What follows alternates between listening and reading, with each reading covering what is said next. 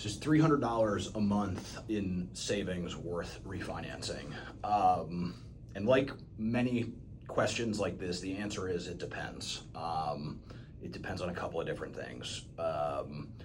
First of all, how much is this refinance costing you, right? If you're paying $15,000 to save $300 a month, I would say that it probably is not worth it.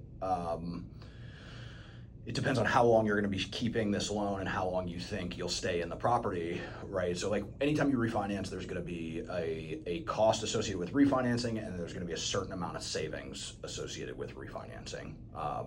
If you take the cost divided by the savings divided by the cost divided by the savings, you will come up with a break-even period, basically, where you can determine if you are, here, nice round numbers, let's say it costs you $6,000 to refinance, you're saving $300 a month, 300 goes into 6,000 20 times, so after 20 months, you will have saved $300 20 times, and you will have recouped your $6,000 cost.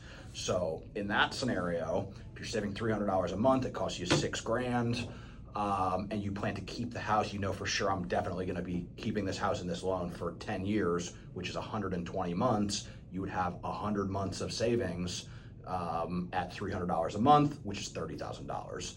So, it depends, like with anything.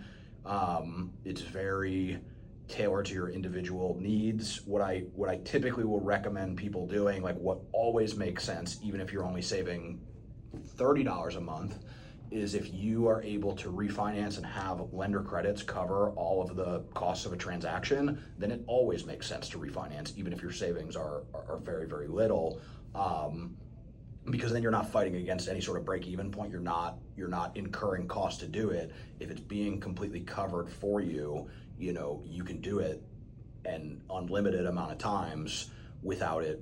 There's no downside to it. So even if you have to refinance, like let's say you start out at 7%, and then you go to 6.75 at no cost, and then rates drop a little more, and then you go to 6.5 at no cost, then you go to 6.25 at no cost, then 6% at no cost. You have then effectively lowered your interest rate by a full 1%, and paid no money to do it. So in that situation, like that's always what I will recommend people look at is, okay, so you're being offered a 5.5%, or whatever, a rate that will save you $300 a month with X amount of costs. Well, ask whoever you're working with, what would the terms look like what interest rate would I be able to get, and what would my payment look like if we did this at no cost, where all the cost is covered.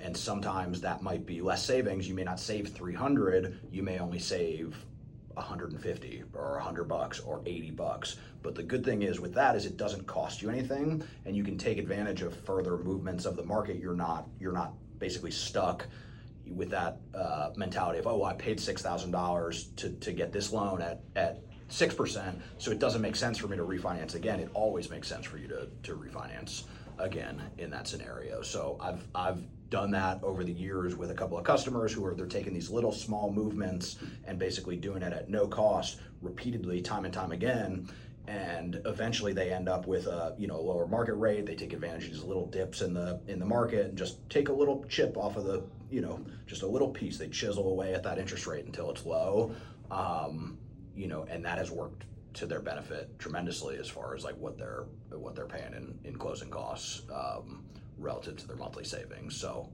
it's a matter of opinion, but that is the situation that will always make sense. It always makes sense if you are able to lower your interest rate without paying any closing costs, either out of pocket or financed into your loan. If it's all being covered, then there's no situation where that doesn't make sense.